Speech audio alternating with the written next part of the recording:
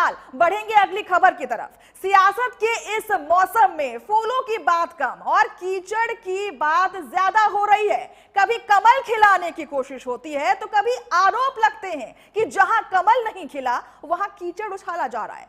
कांग्रेस नेता पवन खेड़ा ने बीजेपी पर बड़ा हमला बोलते हुए एक नया नाम दे दिया है, ऑपरेशन कीचड़। जी हां, कांग्रेस नेता पवन खेड़ा ने भारतीय जनता पार्टी पर एक बार फिर से तीखा हमला बोला है और उन्होंने कहा है कि जहां पहले कमल नहीं खिल पाया वहां अब कीचड़ फैलाने की कोशिश की जा रही है और इसे उन्होंने ऑपरेशन कीचड़ का नाम दिया है। पवन खेड़ा ने यह भी सवाल उठाया है कि जब 400 सीटों का दावा किया गया था तो फिर नतीजे में 240 पर क्यों आकर रुक गए और अब सांसदों की खरीद फरोख्त के आरोप क्यों लग रहे हैं।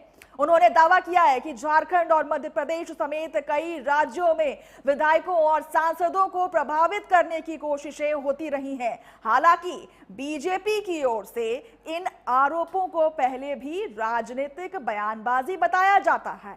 अब देखना होगा कि ये सियासी विवाद कितना आगे बढ़ जाता है। पवन खेड़ा ने क्या कुछ कहा है, आइए आपको भी सुनवा देते हैं। सीधे आप कह रहे हो कि साहब नायडू पर भरोसा, हमें ये इस बात की हैरानी है कि मोदी जी के अहम को इतनी चोट पहुंची कि वो 400 करते हुए 240 पे लड़खड़ा गए।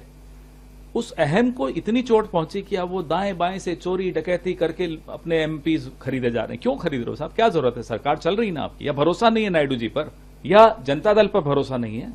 किस पे भरोसा नहीं है? ये तो सीधे सीधे आप कह रहे हो कि साहब नायडू पर भरोसा नहीं है, नीतीश जी की पार्टी पर भरोसा नहीं है, तो चलिए मैं अपने घर में और चोरी करके एमपीज भर लूं। जरूरत क्या है? आपके पास पैसा बहुत है, हम मानते हैं। आप 5 किलो चावल देते हो पूरे देश को, बहुत बड़ी बात करते हो, और एमपीज खरीदने निकल पड़ते हो। ये इसलिए होती है क्या सरकारें कि एमएलए एमपी खरीदेंगे? झारखंड में इन्होंने क्या किया आपने देखा, मध्य प्रदेश में इन्होंने क्या किया आपने देखा। हर जगह खरीद फरोख्त। लोगों को कहते हैं सोना मत खरीदो। तो देखिए, पवन खेड़ा बड़ा आरोप लगाते हुए नजर आते हैं।